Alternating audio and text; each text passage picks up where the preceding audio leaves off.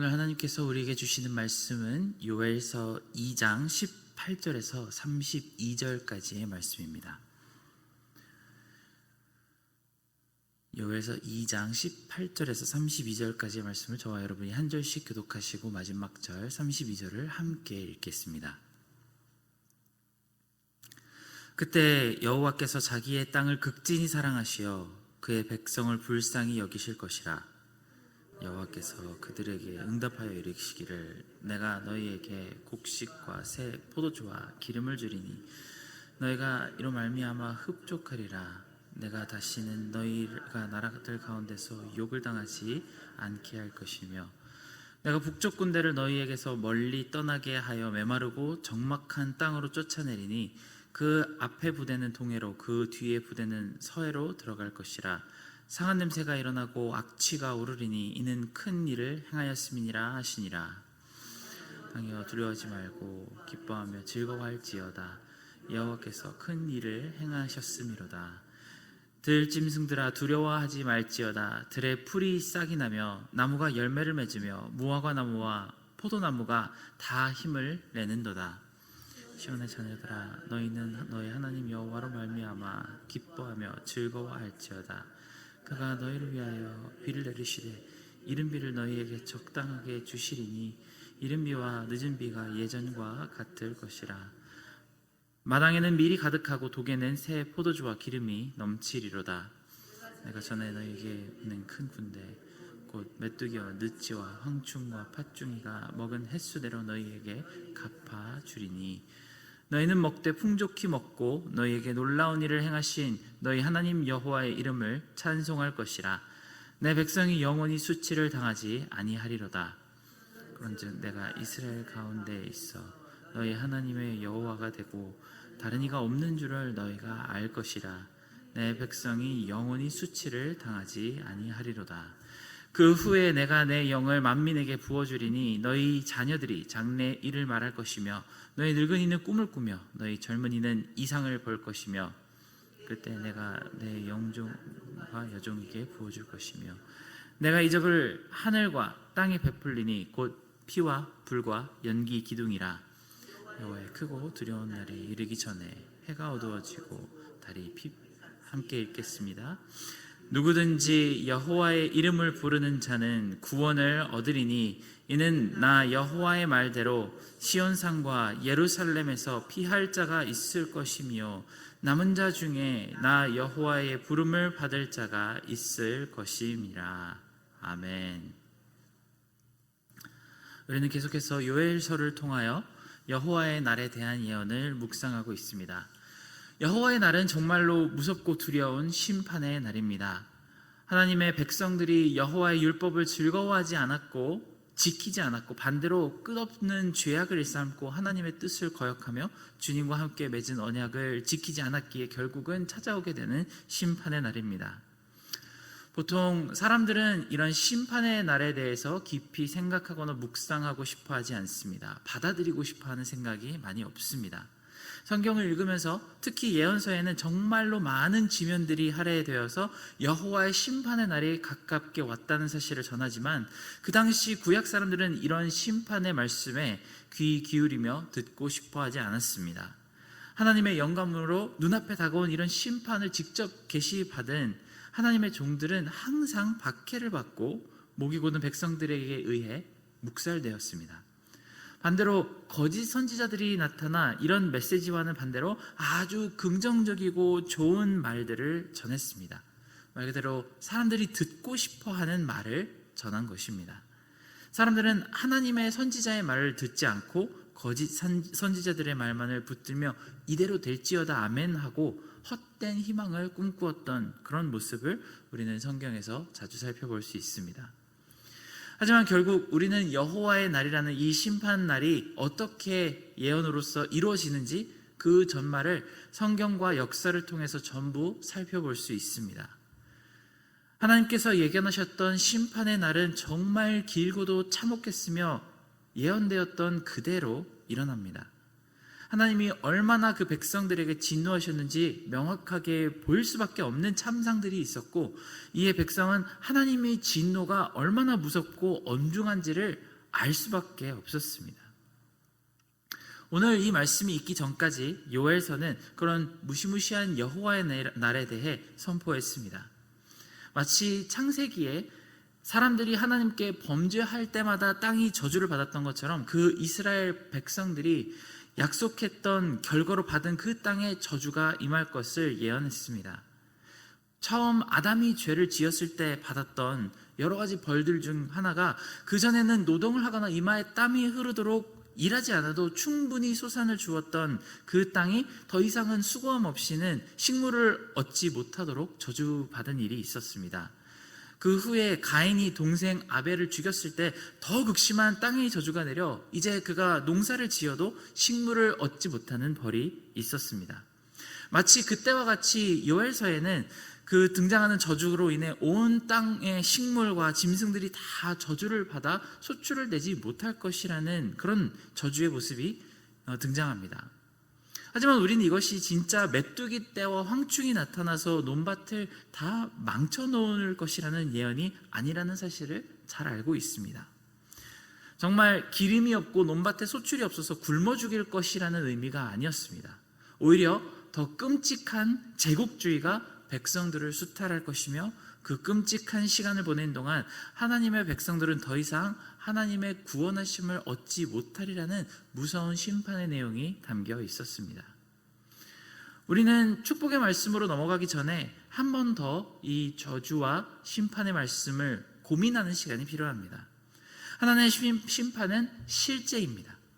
우리는 성경을 읽을 때 주님이 주시는 축복만을 쏙쏙 골라가며 저주와 심판의 내용을 무시하고 넘어가서는 안 될 것입니다. 예수 그리스도와 십자가의 성령을 경험한 우리 세대에게도 여전히 주의하고 묵상해야 할 것은 하나님의 심판이 우리 세대에게도 예언되어 있다는 것입니다.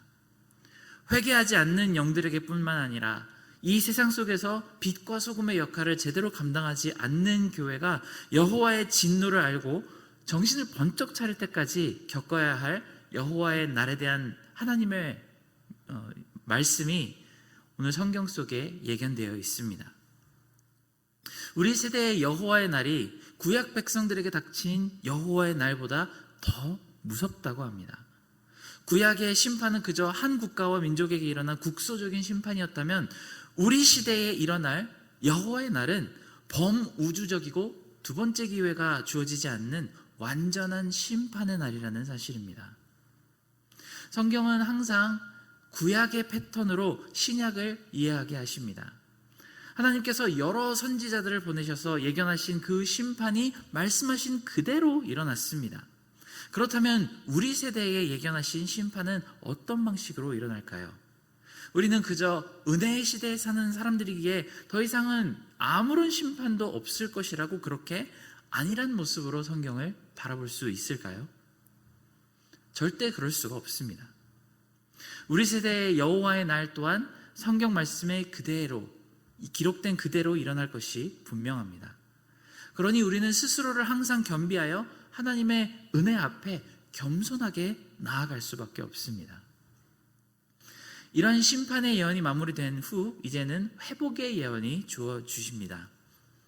오늘 말씀의 앞부분에 보면 18절에서 26절까지의 말씀은 마치 물질적인 부요와 풍요를 약속해 주시는 것처럼 보입니다.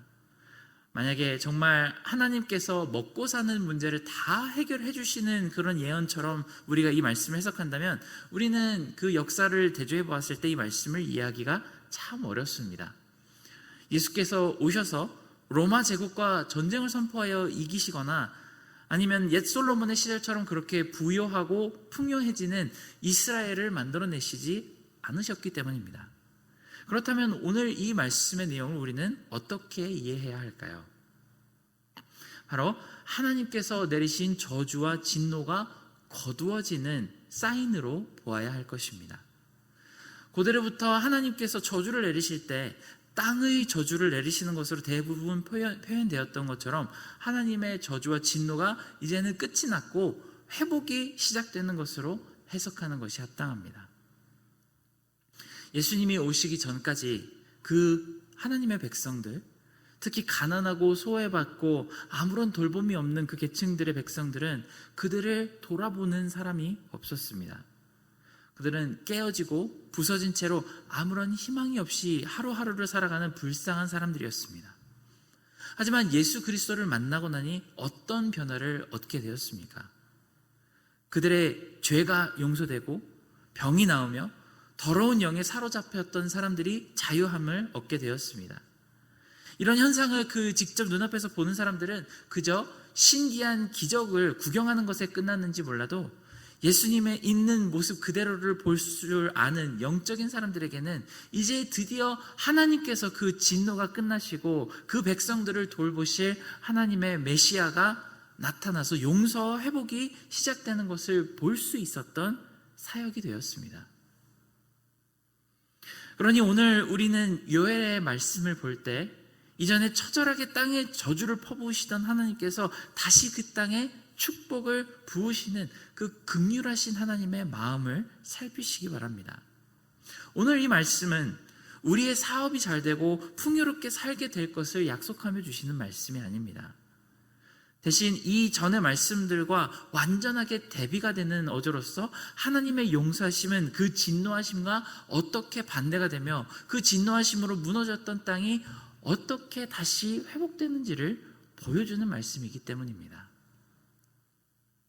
여호와의 백성들은 어떻게 이런 용서와 긍휼의 은혜를 받게 되었습니까?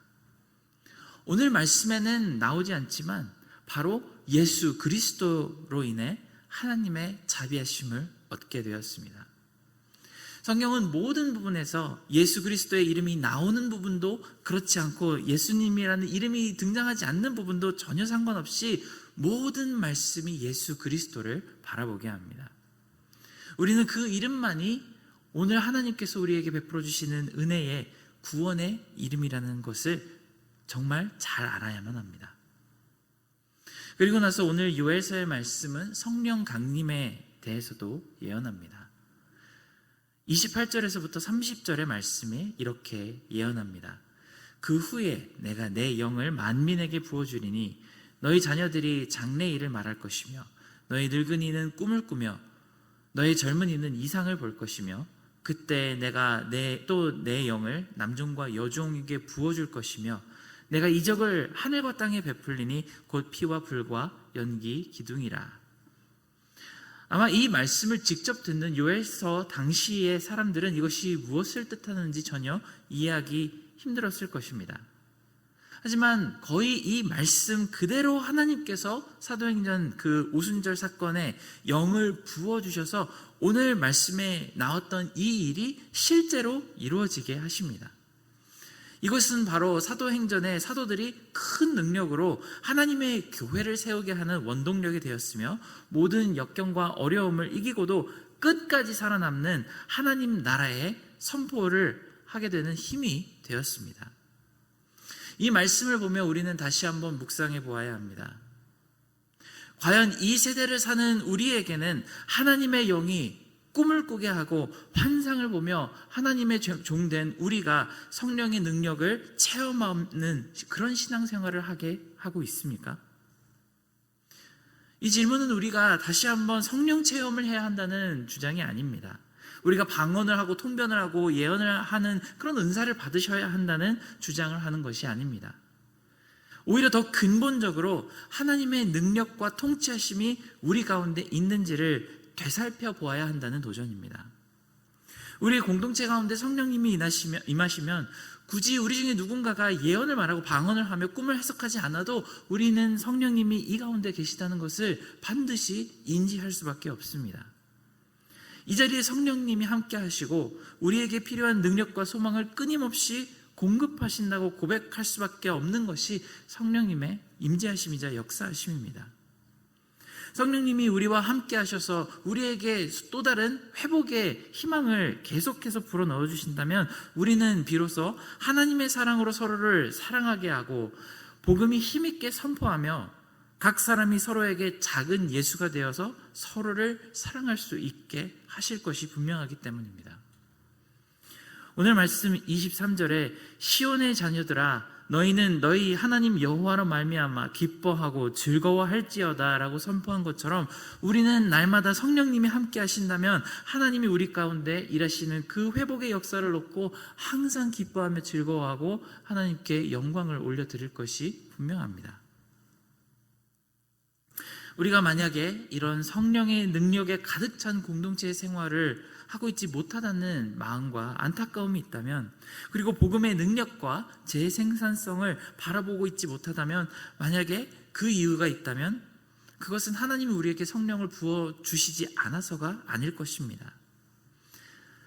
구약의 백성들이 하나님의 율법이 있으나 그것을 무시하고 자기 오른소견에 따라 행하였기 때문에 모든 언약의 축복을 잃어버렸던 것처럼 우리와 함께 하시는 성령님의 음성을 부지런히 듣지 않는다면 우리 또한 그 위대한 축복을 누리지 못하게 될 것이 분명합니다. 이미 하나님의 영은 우리 가운데 임재하고 계십니다. 오늘 아침에 기도하시면서 우리에게 주어진 이 시간 동안 하나님의 영을 깊이 받아들이고 그로 인하여 기뻐하고 회복을 경험하는 그런 복된 삶을 누리기 위해 우리 마음을 조금 더 겸비하고 겸허하게 하나님 앞으로 나아가는 그런 시간이 될 수 있도록 함께 기도합시다. 함께 기도하겠습니다. 사랑과 은혜의 하나님, 하나님께서 우리에게 율법을 주시지 않은 것도 아니고 성령을 주시지 않은 것도 아니지만 우리가 우리의 마음의 완악함 때문에 하나님의 은혜를 바라보지 못하고 결국은 여호와의 날을 선포하게 하시는 그런 완악함을 용서하여 주시옵기를 간절히 기도드립니다. 우리 가운데 임재하시는 성령님을 우리가 날마다 더 바라볼 수 있게 하시고 우리 가운데 이미 선포하신 회복에 따라 우리를 겸허하게 하나님께 내어드림으로써 하나님께서 이루실 모든 회복과 축복을 충만히 누리게 하는 그런 우리의 날들이 되게 하여 주시옵소서. 모든 은혜에 감사드리며 예수님의 이름으로 기도드렸습니다. 아멘.